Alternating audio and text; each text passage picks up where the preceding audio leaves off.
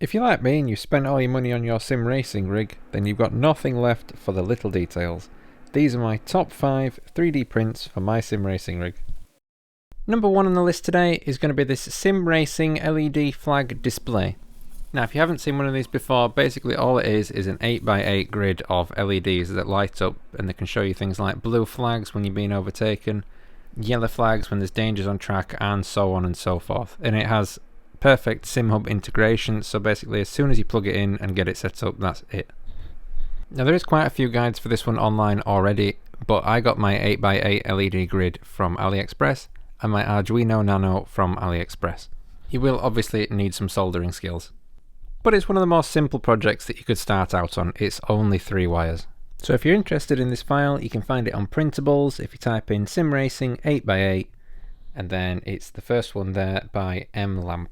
You can find written in the description exactly what you need to build this, but also there's quite a few tutorials already on YouTube that show you how to do the soldering and connecting to SimHub. I think this one's really cool for the £5 or so that it cost me from AliExpress. Number 2 on this list you can find on MakerWorld, but it's probably also on Printables, and this one works if you have an aluminium profile sim racing rig. So it's a bit of a niche, but if you do have one, I think these are quite cool. So I went for these Formula 1 ones here because I'm really into Formula 1 and I just think it adds something extra to the rig. You can add the Leclerc badge for just when you want to feel sad, or maybe just generic Ferrari is enough for that. But you can see there, you print them face down, so all the text and font and everything is really nice, and then they have a little clip on the back, which you have to be careful with if you're printing in PLA because it's quite brittle. So sometimes you slide them into the rig and that works better. But yeah, they add a little bit of modular personalization, which I quite like because everybody's aluminium rig is just black. And not everybody wants to slap stickers everywhere and then end up scraping them off. So if you're interested, go pay this guy a visit because he does well keeping all the teams and stuff up to date and his post updated. Number 3 on this list is an enclosure for a digital dash. Now that might not sound that exciting, but it's one of my favourite things that I've added to my rig. So I went on eBay and found a Decor 5-inch touchscreen display which is specifically made for this and sim racing, and then I got this enclosure for it from MakerWorld, printed that, which saved me a ton of money. I seriously saved myself about £100 by printing this enclosure and buying the screen and doing it myself. This is such a simple project to put together as well. It's nowhere near as complicated as that 8x8 LED grid that I've already shown.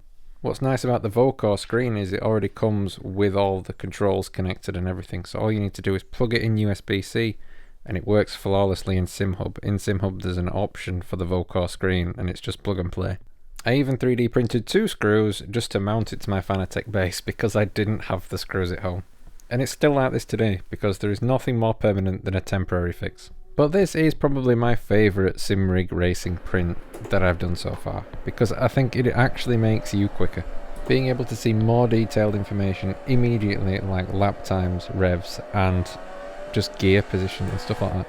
The only thing that genuinely benefits me more is playing in VR, but this is just as good as it gets without VR. Number 4 on this list requires a little bit of an explanation, and it's quite crazy, but I'll try my best and explain. A few months ago I made a video about this file, and how it can be used as a lenticular lens, which is what it is, as a bezel free or a bezel delete kit. Now you might have already seen the one that Asus sell for £112.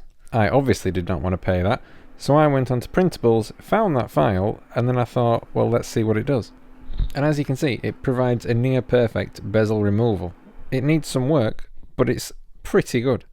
So fast forward a few months, and the guy who made that original file had seen my little video on using his file as a bezel delete kit, so he decides that he's going to go out and make his own specific for monitors bezel delete kit that's fully 3D printable start to finish, no extra parts, which is just ridiculous. It's amazing what some people are capable of doing, and absolutely shout out to this guy Josh. Now I haven't actually printed this one because I tested the lenticular film and it worked amazing, but I ended up buying one from Etsy before he released this file, otherwise I would have been all over this.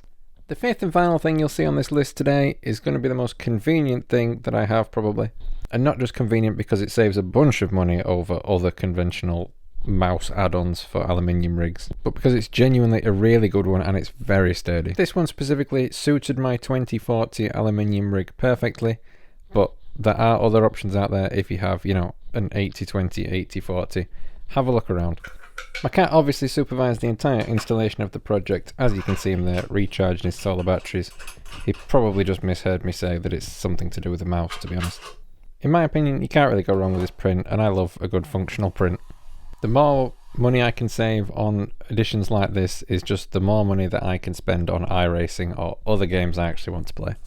So that just about wraps it up for this video and my top 5 3D prints for my sim racing rig. There's definitely another 5 that I could go with here, so I might be back for a part 2. If you'd like to see a part 2, subscribe, give this video a like, and I shall catch you next time. Thank you for watching.